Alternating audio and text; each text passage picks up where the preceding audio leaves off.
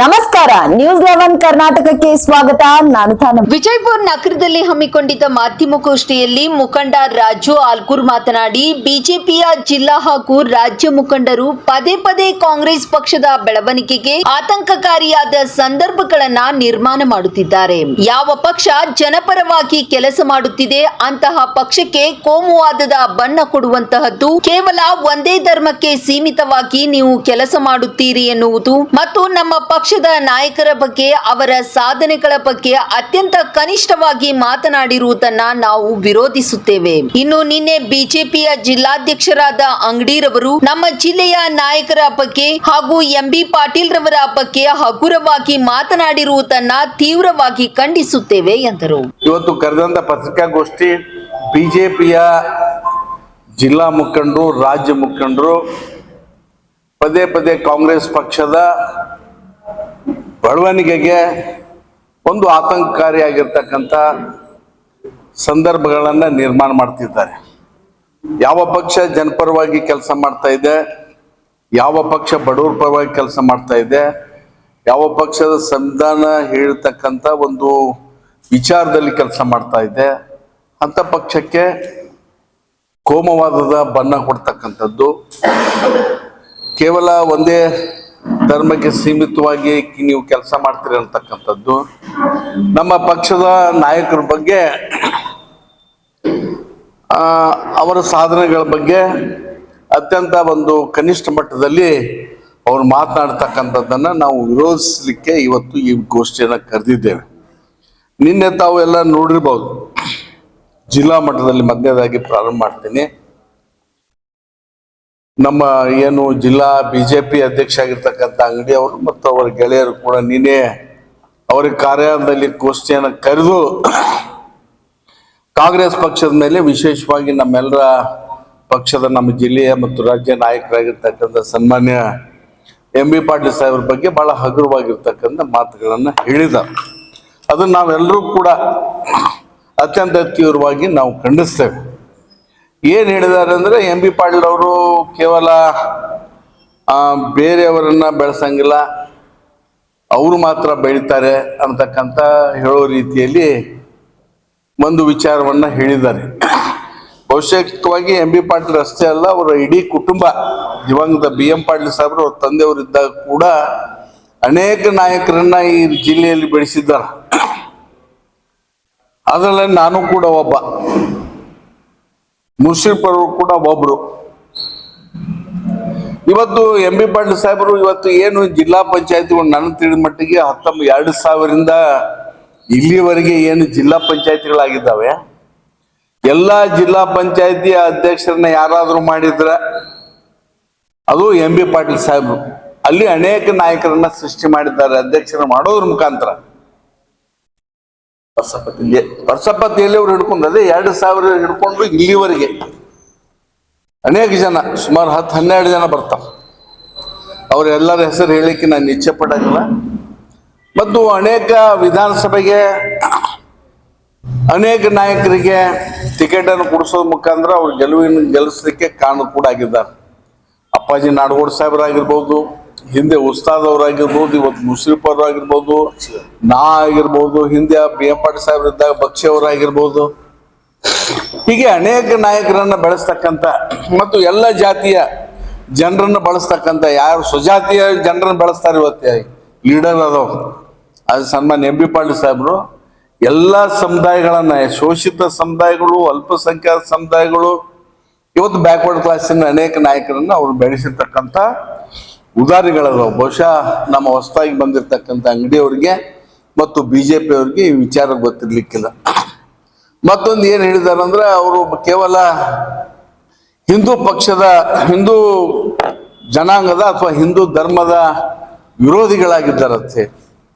ನಾನು ಅವ್ರಿಗೆ ಹೇಳಲಿಕ್ಕೆ ಬಯಸ್ತಾನೆ, ದೇಶದ ಇತಿಹಾಸ ಅವ್ರಿಗೆ ಗೊತ್ತಿಲ್ಲ. ಸಂವಿಧಾನ ಏನು ಹೇಳ್ತಾ ಇದೆಯಾ ಅಂದ್ರೆ, ಎಲ್ಲ ಧರ್ಮ, ಜಾತಿ, ಜನಾಂಗಗಳನ್ನ ಕರೆದುಕೊಂಡು ಹೋಗ್ಬೇಕು ಅಂತ ಹೇಳಿ ಸಂವಿಧಾನದ ಪೀಠಿಕೆಯಲ್ಲಿ ಹೇಳ್ತಾ ಇದೆ. ಸಂವಿಧಾನ ಪ್ರತಿಜ್ಞೆಯನ್ನು ಕೂಡ ಹಾಗೆ ತೆಗೆದುಕೊಳ್ತಾ ಇದ್ದೇವೆ, ಎಲ್ಲರನ್ನ ಕರ್ಕೊಂಡು ಹೋಗ್ತೇವೆ ನಾವು. ಕೇವಲ ಹಿಂದೂಗಳನ್ನಲ್ಲ, ಮುಸ್ಲಿಮ್ನಲ್ಲ, ಈ ದೇಶದಲ್ಲಿರ್ತಕ್ಕಂಥ ಎಲ್ಲ ಧರ್ಮಗಳು, ಕ್ರೈಸ್ತ ಆಗಿರ್ಬೋದು, ಬೌದ್ಧ ಆಗಿರ್ಬೋದು, ಮುಸ್ಲಿಂ ಆಗಿರ್ಬೋದು, ಹಿಂದೂ ಆಗಿರ್ಬೋದು, ಪಾರ್ಸಿ ಆಗಿರ್ಬೋದು, ಈ ಎಲ್ಲ ಧರ್ಮಗಳನ್ನ ನಾವು ಜನರನ್ನ ಪ್ರೀತಿ ವಿಶ್ವಾಸದಿಂದ ನಾವು ಅವರಿಗೆ ಸಮಾನ ಅವಕಾಶಗಳನ್ನು ಕೊಡೋದ್ ಮುಖಾಂತರ ದೇಶವನ್ನು ಕಟ್ತಕ್ಕಂಥ ಒಂದು ಭದ್ರ ಬುನಾದಿಯನ್ನು ಹಾಕ್ತೇವೆ, ಸಂವಿಧಾನದ ಆಶಯಗಳನ್ನ ಈಡೇರಿಸ್ತೇವೆ ಅಂತಕ್ಕಂಥದ್ದೇ ಕಾಂಗ್ರೆಸ್ಸಿನ ಒಂದು ಸದಾಶಯ. ಇದು ಇಲ್ಲಿಗೆ ನಾನು ಸೀಮಿತಗೊಳಿಸಿ ಇವತ್ತು ಈ ರಾಜ್ಯದಲ್ಲಿ ನಾವು ಮೊನ್ನೆ ಗುಲ್ಬರ್ಗಾದಲ್ಲಿ ಬಿಜೆಪಿಯ ಎಲ್ಲ ನಾಯಕರು ಕೂಡ ಒಬ್ಬ ಮಂತ್ರಿಗಳ ವಿರುದ್ಧ ಪ್ರತಿಭಟನೆಯನ್ನು ಮಾಡಿದ್ರು. ಒಂದ್ಸಲ ಅಲ್ಲ, ಸನ್ಮಾನ್ಯ ಪ್ರಿಯಾಂಕಾ ಖರ್ಗೆ ಅವರ ವಿರುದ್ಧ 4 ಸಲ ಈ 2 ವರ್ಷದಲ್ಲಿ 4 ಮಾಡ್ತಾ ಇದ್ದಾರೆ. ಅವ್ರು ಹೇಳೋದನ್ನು ನೀವು ಮೋದಿ ಅವ್ರ ವಿರುದ್ಧ ಯಾಕೆ ಮಾತಾಡ್ತಾ ಇದ್ದೀರಿ, ನೀವು ಮೋದಿ ಅವ್ರ ವಿರುದ್ಧ ಮಾತನಾಡೋದಕ್ಕೆ ನಾವು ನಿಮ್ಮ ವಿರುದ್ಧ ಚಳವಳಿಯನ್ನು ಮಾಡ್ತೀವಿ ಅಂತ ಹೇಳಿ ಬಹಳ ಬಾಲಿಶವಾಗಿರ್ತಕ್ಕಂಥ ವಿಚಾರ ಇದು.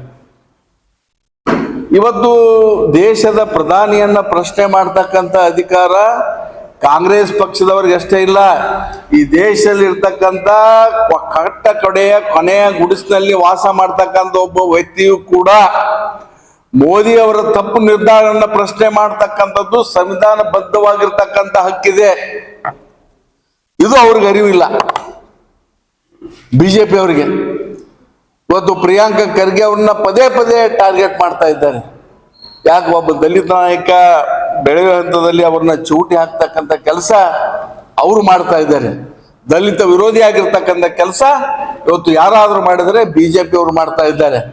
ಸಂವಿಧಾನವನ್ನ ಬದಲಾವಣೆ ಮಾಡ್ತೇವೆ ಮಾತು ಹೇಳ್ತಕ್ಕಂಥದ್ದು ಇವತ್ತು ಖರ್ಗೆ ಅವ್ರನ್ನ ಟಾರ್ಗೆಟ್ ಮಾಡೋದ್ರ ಮುಖಾಂತರ ದಲಿತ ಸಮುದಾಯವನ್ನ ಹತ್ತಿಕ್ತಕ್ಕಂಥ ಕೆಲಸ ಇವತ್ತು ಮಾಡ್ತಾ ಇದ್ದಾರೆ. ಏನು ಪ್ರಿಯಾಂಕಾ ಖರ್ಗೆ ಮಾಡಿರ್ತಕ್ಕಂಥ ತಪ್ಪು? ಅವರು ಪ್ರಧಾನಿಯನ್ನ ಪ್ರಶ್ನೆ ಮಾಡ್ತಾ ಇದ್ದಾರೆ, ಅವರು ಬಿಜೆಪಿಯನ್ನ ಪ್ರಶ್ನೆ ಮಾಡ್ತಾ ಇದ್ದಾರೆ, ತಪ್ಪು ನಿರ್ಧಾರಗಳನ್ನು ಪ್ರಶ್ನೆ ಮಾಡ್ತಾ ಇದ್ದಾರೆ. ಅದಕ್ಕೆ ಆ ಕಾರಣಕ್ಕಾಗಿ ಅವರ ವಿರುದ್ಧ ಆ ಛಲವಾದಿ ನಾರಾಯಣಸ್ವಾಮಿ ಅಂತಕ್ಕಂಥ ಒಬ್ಬ ದಲಿತನನ್ನ ಎತ್ತಿ ಕಟ್ಟಿ ದಲಿತರ ವಿರುದ್ಧ, ದಲಿತ ನಾಯಕತ್ವ ವಿರುದ್ಧ ಒಬ್ಬ ದಲಿತನ ಕಟ್ಟತಕ್ಕಂಥ ಒಂದು ಷಂಡತ್ರಯವನ್ನ ಬಿಜೆಪಿ ಅವರು ಮಾಡ್ತಾ ಇದ್ದಾರೆ ಅಂತಕ್ಕಂಥ ಮಾತನ್ನ ಈ ಸಂದರ್ಭದಲ್ಲಿ ಹೇಳಿಕೆ ಬಯಸಿ, ಇವತ್ತು ಆ ಒಂದು ಬೆಳವಣಿಗೆ ಮುಂದುವರೆದ್ರೆ ಈ ರಾಜ್ಯದಲ್ಲಿ ಇರ್ತಕ್ಕಂಥ ಎಲ್ಲ ಏನು ಅಹಿಂದ ವರ್ಗ ಇದೆ, ಈ ರಾಜ್ಯದಲ್ಲಿ ಇರ್ತಕ್ಕಂಥ ಏನು ಬಡವರ್ಗ ಇದೆ, ಅಸ್ಪೃಶ್ಯ ಜನಾಂಗ ಏನಿದೆ, ಶೋಷಿತ ಜನಾಂಗ ಏನಿದೆ, ಇವತ್ತು ಕೂಲಿ ಕಾರ್ಮಿಕ ಜನಾಂಗ ಏನಿದೆ, ಅವರೆಲ್ಲರೂ ಕೂಡ ಒಟ್ಟಿಗೆ ನಿಂತು ಬಿಜೆಪಿ ಅವ್ರನ್ನ ಪ್ರತಿಭಟಿಸ್ತಕ್ಕಂಥ, ಪ್ರತಿ ಹಂತದಲ್ಲಿ ಪ್ರತಿಭಟಿಸ್ತಕ್ಕಂಥ ಕೆಲಸ ಇವತ್ತು ನಾವು ಮಾಡ್ತೇವೆ ಅಂತಕ್ಕಂಥ ಮಾತನ್ನು ಈ ಸಂದರ್ಭದಲ್ಲಿ ನಾನು ಹೇಳಿಕೆ ಬಯಸ್ತಾ ಇದ್ದೇನೆ. ಇವತ್ತು ಅನೇಕ ತಪ್ಪುಗಳು ಬಿಜೆಪಿಯಿಂದ ಆಗಿವೆ, ಅನೇಕ ಸಂದರ್ಭಗಳಾಗಿವೆ. ಅದನ್ನು ಪ್ರಶ್ನೆ ಮಾಡ್ತಕ್ಕಂಥ ಒಬ್ಬ ಶಾಸಕರಾಗಿ, ಒಬ್ಬ ಮಂತ್ರಿಗಳಾಗಿ ಅವ್ರು ಮಾಡ್ಬೇಕಾಗ್ತಾ ಇದೆ. ಇಲ್ಲಿ ಕೂಡ ಎಂ.ಬಿ. ಪಾಟೀಲ್ ಸಾಹೇಬ್ರ ಕೆಲಸ ಮಾಡ್ತಾ ಇದ್ದಾರೆ. ನಮ್ಮ ಅನೇಕ ಮಂತ್ರಿಗಳು ಕೂಡ, ಈ ನಮ್ಮ ಜಿಲ್ಲೆಯ ಶಾಸಕರು ಕೂಡ ಕೆಲಸ ಮಾಡ್ತಾ ಇದ್ದಾರೆ. ಇವ್ರು ಹತಾಶರಾಗಿ ಏನ್ ಹೇಳಕತ್ತಾರೆ ಈಗ ಅಂದ್ರೆ, ಒಂದೇನೋ ಇಂಟರ್ನಲ್ ಸರ್ವೆ ಮಾಡಿಸಿ ಕಾಂಗ್ರೆಸ್ ಪಕ್ಷ 160 ಸೀಟ್ ಸೋಲ್ತಾ ಇದೆ, ನಾವು 160 ಸೀಟ್ ಗೆಲ್ತಾ ಇದ್ದೇವೆ ಅಂತಕ್ಕಂಥದ್ದನ್ನ ಹೇಳ್ತಾ ಇದ್ದಾನೆ. ಇಂಟರ್ನಲ್ ಸರ್ವೆ ನಾನು ಮಾಡಿಸೋರು ನನ್ನ ಪರವಾಗಿನೂ 160 ಸೀಟ್ ಕಾಂಗ್ರೆಸ್ ಪಕ್ಷದ ಪರವಾಗಿನೇ ಸರ್ವೆ ಮಾಡಿದವರು ಕೊಡ್ತಾರ. ಅದ್ರಾಗ ಏನು ಆಶ್ಚರ್ಯ ಪಡ್ಬೇಕಾದದ್ದಿಲ್ಲ. ಖಾಸಗಿ ಸರ್ವೆಗೆ ಹಚ್ತೀವಿ, ಖಾಸಗಿ ಸರ್ವೆದವ್ರಿಗೆ ನಾವು ದುಡ್ಡು ಕೊಡ್ತೀವಿ, ಅವರು ನಮ್ಮ ಪರವಾಗಿ ಒಂದು ವರದಿಯನ್ನು ಕೊಡ್ತಾರೆ. ಇದು ಸ್ವಾಭಾವಿಕ. ವಾಸ್ತವಿಕವಾಗಿ ಇವತ್ತು ಕರ್ನಾಟಕದಲ್ಲಿ ಇವತ್ತೇ ಚುನಾವಣೆ ಆದರೆ ಮತ್ತೆ ನಾವು ಸುಮಾರು 180 ಸೀಟ್ಗಳನ್ನ ಪಡಿತೇವೆ. ಅದಕ್ಕೆ ಕಾರಣ ಇದೆ. ಏನು ನಾವು ಚುನಾವಣೆ ಸಂದರ್ಭದಲ್ಲಿ ಘೋಷಣೆ ಮಾಡಿದ್ದೀವಿ, 5 ಗ್ಯಾರಂಟಿಗಳನ್ನ, ಪಂಚ ಗ್ಯಾರಂಟಿಗಳನ್ನ, ಎಲ್ಲ ಗ್ಯಾರಂಟಿಗಳನ್ನ ಶಬ್ದಶಃ ನಾವು ಆಚರಣೆಯಲ್ಲಿ ತಂದಿದ್ದೇವೆ. ಪ್ರಾಕ್ಟಿಕಲ್ ಆಗಿ ಅವುಗಳನ್ನ ಅನುಷ್ಠಾನವನ್ನಗೊಳಿಸಿದ್ದೇವೆ. ಇವತ್ತು ಪ್ರತಿಯೊಬ್ಬ ಬಡವರ ಮನೆಗೆ ಇವತ್ತು ಅಕ್ಕಿ ಹೋಗ್ತಾ ಇದೆ, 2000 ರೂಪಾಯಿ ಹೋಗ್ತಾ ಇದೆ. ಎಲ್ಲ ಒಂದು ಸಂತೋಷ ಜೀವನ ಇವತ್ತು ಬಡ ಜನ ಮಾಡ್ತಾ ಇದ್ದಾರೆ. ಅವರೆಲ್ಲರ ಆಶೀರ್ವಾದ ನಮ್ಮ ಪಕ್ಷದ ಮೇಲಿದೆ. ಬಹುತೇಕವಾಗಿ ಇವ್ರು ಏನು ಅಪಾದನೆ ಮಾಡ್ತಾ ಇದ್ದಾರೆ ಅದಕ್ಕೆ ನಾವು ತೀವ್ರವಾಗಿ ವಿರೋಧ ಮಾಡ್ತಾ ಇದ್ದೇವೆ. ಈ ಜಿಲ್ಲೆಯಲ್ಲಿ ನಮ್ಮ ಎಂ.ಬಿ. ಪಾಟೀಲ್ ಒಂದು ಜಾತ್ಯತೀತವಾದದ ಒಂದು ಸಿದ್ಧಾಂತವನ್ನ ಸ್ಥಾಪನೆಗೆ ಅವರು ಕಂಕಣಬದ್ಧರಾಗಿದ್ದಾರೆ. ಅನೇಕ ಜಾತ್ಯತೀತ ನಾಯಕರನ್ನ, ಅನೇಕ ಸಮುದಾಯಗಳನ್ನ ಬೆಳೆಸ್ತಾ ಇರ್ತಕ್ಕಂಥ ಹೊಣೆಗಾರಿಕೆ ಅವ್ರ ಮೇಲಿದೆ, ಅವ್ರು ಮಾಡ್ತಾ ಇದ್ದಾರೆ ಅಂತಕ್ಕಂಥ ಮಾತನ್ನು ಹೇಳಿ, ಇವತ್ತು ಬಿಜೆಪಿಯ ಒಂದು ಅಪಾದನೆ ನಿರಾಧಾರವಾಗಿರ್ತಕ್ಕಂಥದ್ದು. ಅದಕ್ಕೆ ನಾವು ತೀವ್ರವಾಗಿ ಎಲ್ಲರೂ ಕೂಡ ವಿರೋಧ ಮಾಡ್ತೇವೆ. ಒಬ್ಬ ಮಂತ್ರಿ ಹೇಳ್ಯಾನ, ಇಂಥ ಒಬ್ರು ಶಾಸಕರು ಹೇಳ್ಯಾರ. ಅಲ್ಲ, ಅವ್ರು ಹೇಳಿದ್ದೇನು ಪುನರ್ ವಿಮರ್ಶೆ ಆಗ್ಲಿ, ಪುನರ್ ಸರ್ವೆ ಆಗ್ಲಿ ಅಂತ ಹೇಳಿದ್ದವು. ಇನ್ನು ಈಗೇನು ಕಾಂತರಾಜ್ ವರದಿ ಇದೆಯಲ್ಲ, ಇದನ್ನ ನಾವು ಒಪ್ಪಂಗಿಲ್ಲ. ಪುನರ್ ಸರ್ವೆ ಆಗ್ಲಿ ಅಂತ ನಾನು ಕೇಳಿದ್ದೇವ, ಪುನರ್ ಸರ್ವೆ ಆಗ್ಲಿ ಅಂತ ಹೇಳಿದ. ಇದನ್ನ ಈ ವರದಿನ ಒಪ್ಪಂಗಿಲ್ಲ ಅಂತ.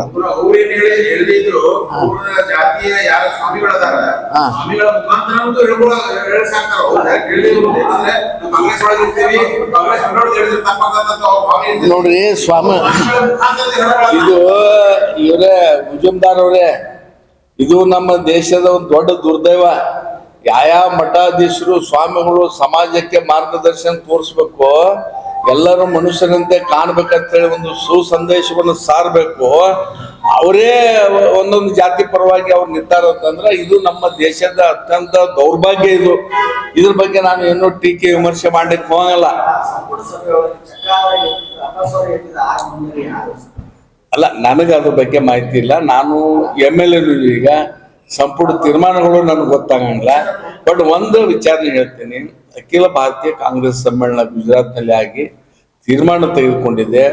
ಎಲ್ಲೆಲ್ಲಿ ಕಾಂಗ್ರೆಸ್ ಬರ್ತಾ ಇದೆ ಅಲ್ಲೆಲ್ಲಿ ಜಾತಿ ಮೀಸಲಾತಿ ಮಾಡ್ಬೇಕು ನಡೀತಿ. ಬಟ್ ಇವತ್ತು ಕೇಂದ್ರ ಸರ್ಕಾರ ಕೂಡ ಅದನ್ನ ಒಪ್ಕೊಂಡು ಇವತ್ತು ಮಾಡ್ತಾ ಇದೆ. ಇವತ್ತು ಕೇಂದ್ರ ಸರ್ಕಾರ ಮೋದಿ ಅವರು ಇವತ್ತು ಒಂದು ತೀರ್ಮಾನ ಮಾಡಿ ಇವತ್ತು ಜಾರಿ ಮಾಡ್ತೀವಿ ಕೇಳ್ಯಾರ. ಜಾತಿ ಗಣತಿ ಸಂಪೂರ್ಣವಾಗಿ ಇಡೀ ದೇಶದಲ್ಲೇ ಜನಗಣತಿ ಜೊತೆ ಜಾತಿ ಗಣತಿನೂ ಮಾಡ್ತೀವಿ ಇದ್ದಾರೆ. ಅದು ನಾವು ಪ್ರಧಾನಮಂತ್ರಿಗಳಿಗೆ ನಾನು ತುಂಬ ಹೃದಯ ಸ್ವಾಗತವನ್ನ ಅಭಿನಂದನೆ ಸಲ್ಲಿಸ್ತೇನೆ. ಅವೈಜ್ಞಾನಿಕ ಆಗಿದೆ ಅಂತ ಬಂದು ನಿಮ್ಮ ರಾಜ್ಯಕ್ಕಿಂತ ಹಿಂದೆ ಮಾಡತಕ್ಕಂಥ ಬೇರೆ ಬೇರೆ ರಾಜ್ಯಗಳೆಲ್ಲ ಅನುಷ್ಠಾನ ಈಗ ಇಲ್ಲ, ಅದು ಆಗ್ಬೇಕು. ಯಾಕಂದ್ರ ನೀವ್ ಹೇಳೋದು ಸರಿ ಇದೆ. ಆದ್ರೆ ಒಂದು ಹೇಳ್ತೀನಿ, ಸಿದ್ದರಾಮಯ್ಯ ಅವ್ರ ಮೇಲೆ ನಮ್ಗೆ ಅಚಲವಾದ ವಿಶ್ವಾಸ, ನಂಬಿಕೆ ಇದೆ. ಅವರು ಯಾವುದೇ ಪರಿಸ್ಥಿತಿಯಲ್ಲಿ ಇದನ್ನ ಅನುಷ್ಠಾನಗೊಳಿಸ್ತಾ ಇದ್ದಾರೆ ಅಂತ ಹೇಳಿ. ಇವತ್ತೇನು ಬಿಹಾರ್ ಬಿಟ್ರೆ ಮತ್ತೊಂದು ಬೇರೆ ರಾಜ್ಯ ಯಾವುದು ಮಾಡಿಲ್ಲ. ತಾವು ಹೇಳೋದ ಬೇರೆ ರಾಜ್ಯಗಳು ಮಾಡ್ಯಾವತ್ತಂದ್ರೆ ಇಡೀ ದೇಶದಲ್ಲಿ ಬಿಹಾರ್ ಒಂದು ಮಾತ್ರ ಇದನ್ನು ಜಾರಿ ಮಾಡಿದೆ, ಬಿಟ್ರೆ ಯಾವ ಮಾಡಿಲ್ಲ. ಇವತ್ತು ಸೆಕೆಂಡ್ ಕರ್ನಾಟಕನೇ, ಮತ್ತು ಬಿಟ್ರೆ ಇವತ್ತು ತೆಲಂಗಾಣ ಮಾಡಿದೆ. ಇವತ್ತು ಅದಕ್ಕಾಗಿ ಇಡೀ ದೇಶದಲ್ಲಿ ಮಾಡ್ತಾ ಇದ್ದಾರೆ. ಅದಕ್ಕೆ ದೇಶದಲ್ಲಿ ವರದಿ ಬರೋದಕ್ಕಿಂತ ಮೊದಲು ನಮ್ದು ಜಾರಿ ಆಗಲಿ ಅಂತ ಹೇಳಿ ನಮ್ಮ ಅಪೇಕ್ಷೆ ಇದೆ. ಸಿದ್ದರಾಮಯ್ಯ ಅವ್ರ ಕ್ರೆಡಿಟ್ ಹೋಗ್ಲಿ, ಬ್ಯಾಕ್ವರ್ಡ್ ಕ್ಲಾಸ್ ಚಾಂಪಿಯನ್ ಅವರು ನೋಡಿ. ಇಂಥ ಮನಸ್ಥಿತಿ ಅವರು ಎಲ್ಲ ಪಕ್ಷದಲ್ಲಿ ಅದ. ಕೇವಲ ಕಾಂಗ್ರೆಸ್ ಪಕ್ಷದಾಗ ನಾವು ಜಾತ್ಯತೀತ ಪಕ್ಷ ಅಂತ ಹೇಳಿದ್ರು ಕೂಡ ಇಲ್ಲೇನ ಕಡಿಮೆ ಇಲ್ಲ, ಸ್ವಲ್ಪ ಮಂದಿ ಅದಾರ, ಎಲ್ಲ ಕಡೆ ಅದಾರ. ಅದನ್ನೇನು ಮಾಡ್ಲಕ್ ಬರ, ದೇಶನ ಹಂಗೈತೆ.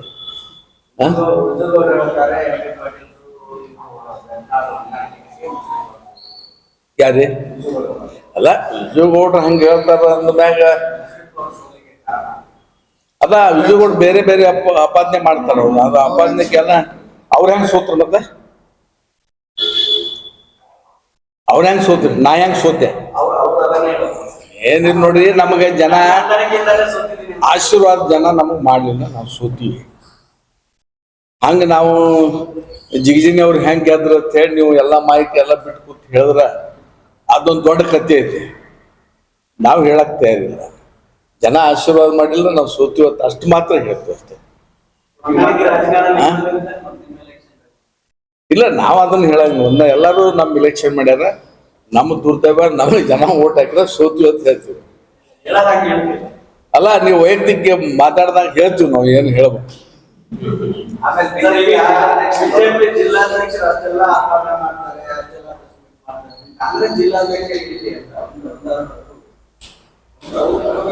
ಈಗ ನೋಡಿ, ಅದು ಇನ್ನೊಂದು ಸಂದರ್ಭ ಪ್ರೆಸ್ ಮೀಟ್ ಮಾಡಿ ಹೇಳ್ತೀನಿ. ಏನು ಈಗ ಬೇಡ. ಧನ್ಯವಾದ ಸರ್. ಕಾಂಗ್ರೆಸ್ ಅಲ್ಲಿ 2-3 ಬಣಗಳಿವೆ. ಯತ್ನಾಳ ಪರವಾಗಿ ಒಂದು ಬಣ, ಪಾಟೀಲ್ ಒಂದು ಬಣ, ಶಿವಾನಂದ ಪಾಟೀಲ್ ಒಂದು ಬಣ, ಈ ಬಣಗಳ ಅಲ್ಲೇನು ಬಣ ಇಲ್ಲತ್ತ? ಕಾರಜೋಳ ಬಣ ಇದೆ, ಜಿಗಜಿನಿ ಅವ್ರ ಬಣ ಇದೆ, ಯತ್ನಾಳ್ ನಿನ್ನೆ ತನ ಅವ್ರದೊಂದು ಬಣ ಇತ್ತು. ನಮ್ದು ಯಾರ ಇವ್ರ ಪಟ್ಟಣ ಶೆಟ್ಟಿ ಅವ್ರ ಬಣ ಇದೆ. ಬಣ ಇಲ್ಲ ಅಲ್ಲಿ. ನೋಡ್ರಿ ಎಲ್ಲಾ ಕಡೆ ಅವ್ರವ್ರ ಅಭಿಮಾನಿಗಳು ಅವ್ರವ್ರ ಜೊತೆ ಇರ್ತದೆ. ದುರ್ದೈವ ಅಂದ್ರ ಈ ದಲಿತ ನಾಯಕರಿಗೆ ಯಾರು ಅಭಿಮಾನಿಗಳ ಗುಂಪಿರಂಗಿಲ್ಲ, ಅವ್ರೊಬ್ಬರೇ ಇರ್ತಾರ. ಈ ಮುಸಲ್ಮಾನಿಗೂ ಇರಂಗಿಲ್ಲ. ಈಗ ಛಲವಾದಿ ನಾರಾಯಣ ಸ್ವಾಮಿ ಹೇಳೋ ಬರದಲ್ಲಿ ನರೇಂದ್ರ ಮೋದಿ ಅವರು ನಾನಿದ್ರು, ಆದ್ರೆ ಪ್ರಿಯಾಂಕ್ ಖರ್ಗೆ ನಾಯಿ ಇದ್ದಂಗೆ ಅಂದ್ರೆ ಸ್ಪಷ್ಟವಾಗಿ ಹೇಳಲ್ಲ. ಪ್ರಿಯಾಂಕ್ ಖರ್ಗೆ ನಾಯಿಗ ಹೋಲಿಸಿರುವಂತ ನೋಡ್ರಿ, ಯಾವಾಗ ಬಿಜೆಪಿ ಚಡ್ಡಿಗಳನ್ನ ತಲೆ ಮ್ಯಾಗ ಹೊತ್ಕೊಂಡು ಅವನ ಮೆರವಣಿಗೆ ಮುಖಾಂತರ ಮುಖ್ಯಮಂತ್ರಿ ಮನೆಗೆ ನಾರಾಯಣ ಸ್ವಾಮಿ ಹೋದ, ಅವತ್ತನೇ ಅವನು ತತ್ವಭ್ರಷ್ಟ ಆದ. ಅವತ್ತೇ ತತ್ವಭ್ರಷ್ಟ ಆದ. ಚಡ್ಡಿ ತಲೆ ಮ್ಯಾಗ ಯಾವಾಗ ಹೊಟ್ಕೊಂಡ ಅವತ್ತೇ ಅವನ ಸಿದ್ಧಾಂತ ಎಲ್ಲ ನೀರ್ಪಾಲಾಯ್ತು. ಅವನ ಮಾತಿಗೆ ಯಾವುದೇ ಬೆಲೆ ಇಲ್ಲ. ಪ್ರಿಯಾಂಕಾ ಖರ್ಗೆ ಅವರು ಕಾಂಗ್ರೆಸ್ ಕಟ್ಟಾಳುಗಳು, ಅವ್ರ ತಂದೆಯವರು ಕಾಂಗ್ರೆಸ್ ಕಟ್ಟಾಳುಗಳು. ಇವತ್ತು ಅಧಿಕಾರ ಸಿಗ್ಲಿ ಸಿಗದೆ ಇರಲಿ, ಮುಖ್ಯಮಂತ್ರಿ ಆಗ್ಲಿ ಆಗದೆ ಇರಲಿ, ಇವತ್ತು ಪಕ್ಷದ ಮೇಲೆ ಒಂದು ನಿಮಿಷ ಕೂಡ ಅವರು ಅಗೌರವ ತೋರಿಸಿದ್ರೆ ಇವತ್ತು ರಾಜಕಾರಣ ಮಾಡಿರ್ತಕ್ಕಂಥ ಮನೆತನ ಅದು. ಇವತ್ತು ಅವ್ರಿಗೆ ಮೋದಿ ಬಗ್ಗೆ ಮಾತಾಡಕ್ ಹಕ್ಕಿಲ್ಲ, ನನಗೆ ಹಕ್ಕಿಲ್ಲ. ಮೋದಿ ತಪ್ಪು ನಿರ್ಣಯಗಳ ಪ್ರಶ್ನೆ ಮಾಡ್ಲಿಕ್ಕೆ ನನಗೆ ಹಕ್ಕಿಲ್ಲ. ಕೇವಲ ಅದಕ್ಕೆ ಮಂತ್ರಿಗಳೇ ಆಗ್ಬೇಕ, ಮುಖ್ಯಮಂತ್ರಿನೇ ಮಾಡ್ಬೇಕ. ದೇಶದ ಪ್ರಜಾಪ್ರಭುತ್ವದಲ್ಲಿ ಪ್ರತಿಯೊಬ್ಬರಿಗೆ ವಾಕ್ ಸ್ವಾತಂತ್ರ್ಯ ಇದೆ. ವಾಕ್ ಸ್ವಾತಂತ್ರ್ಯ ಇದೆ ಅಲ್ಲ? ನಾ ಅಲ್ಲ, ಒಬ್ಬ ಸಾಮಾನ್ಯ ಗುಡಿಸಿನಲ್ಲಿ ವಾಸ ಮಾಡ್ತಕ್ಕಂಥ ಕಟ್ಟ ಕಡೆಯ ಮನುಷ್ಯನೂ ಕೂಡ ದೇಶದ ಪ್ರಧಾನಿಯನ್ನ ಪ್ರಶ್ನೆ ಮಾಡಬಹುದು. ಇದು ನಮಗ್ ಸಂವಿಧಾನ ಕೊಟ್ಟಿರ್ತಕ್ಕಂಥ ಅಧಿಕಾರ. ಇದನ್ನ ಪ್ರಶ್ನೆ ಮಾಡ್ಲಿಕ್ಕೆ ನಾರಾಯಣ ಸ್ವಾಮಿ ಯಾರು ಸರ್? ಕೆಲವು ದಿವಸ ಖರ್ಗೆ ಮನೆಯಾಗ ಕಾಯ್ತಾ ಇದ್ದ ನಾವು ಕೆಲವು ವರ್ಷ. ನಾವು ಅದಕ್ಕೆ ಜೀವಂತ ಸಾಕ್ಷಿ ಇದೀವಿ. ಅವ್ರ ಮನೆ ಬಾಗ್ಲ ಕಾಯ್ತಾ ಇದ್ದ 16 ವರ್ಷ. ಅವ್ರನ್ನ ಅರಣ್ಯ ನಿಗಮದ ಅಧ್ಯಕ್ಷನ್ ಮಾಡಿದ್ರು, ಕೇಂದ್ರ ರೈಲ್ವೆ ನಿಗಮದ ಅಧ್ಯಕ್ಷ ಮಾಡಿದ್ರು ಅವಾಗ ಖರ್ಗೆ ಸಾಹೇಬ್ರೆ. ಖರ್ಗೆ ಅವ್ರೆ, ನಾವು ಯಾರು ಇವತ್ತು ಉದಾಹರಣೆ ನಮ್ಗೆ ಎಂ ಬಿ ಪಾಟೀಲ್ ಒಂದು ರಾಜಕಾರಣ ಬರ್ಲಕ್ಕ ಒಂದು ಅವಕಾಶ ಮಾಡಿಕೊಟ್ಟಾರ. ಬಟ್ ಅವ್ರು ನಾವು ಯಾವುದೇ ಸಂದರ್ಭದಲ್ಲಿ ಯಾವುದೇ ಕಾರಣಕ್ಕಾಗಿ ತೆಗೆಳಿದ್ರೆ ಅದು ನಮ್ಮ ನೈತಿಕತೆ ಅಧಪತನ ಅಂತ ಹೇಳ್ಬೋದು ಅಷ್ಟೇ. ಅದ್ರ ಬಗ್ಗೆ ಮತ್ತೊಂದೇನಿಲ್ಲ. ನಿರಂತರ ಸುದ್ದಿಗಾಗಿ ನೋಡ್ತಾ ಇರಿ News 11 ಕರ್ನಾಟಕ. ಲೈಕ್ ಮಾಡಿ, ಶೇರ್ ಮಾಡಿ, ಸಬ್ಸ್ಕ್ರೈಬ್ ಮಾಡಿ.